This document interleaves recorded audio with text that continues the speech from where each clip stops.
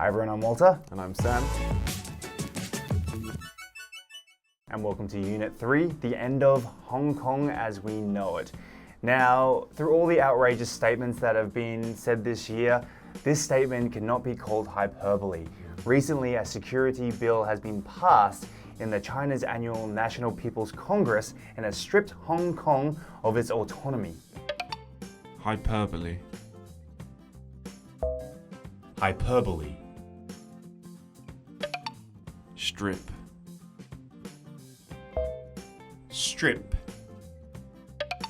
So this one country, two system style of government has been predicated on guaranteeing democratic liberties such as freedom of speech. Predicated on. Predicated on. And as we've seen, there's been huge protests in Hong Kong that have been trying to go against police violence.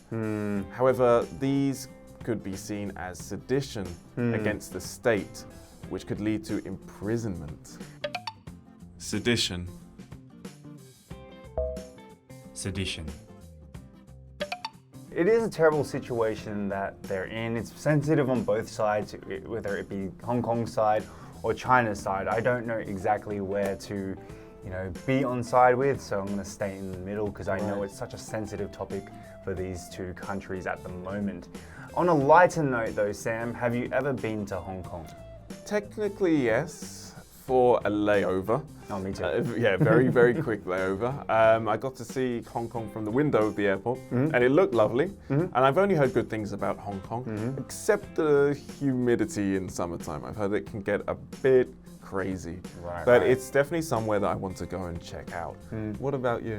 Well, I've also laid over in Hong Kong itself. It's on my bucket list of places to go to. I've heard it's beautiful. I am really interested in those bright light cities, and I believe that's one of them. And also, I'm a big fan of Bruce Lee, which he has a statue somewhere near the Bay of Hong Kong. So I'm very keen to go and see that. Now, to talk a little bit more about the article, what do you know about the recent protests that happened in Hong Kong? So I know that since Hong Kong was let go of being a British colony, there was a contract lasting for 100 years actually.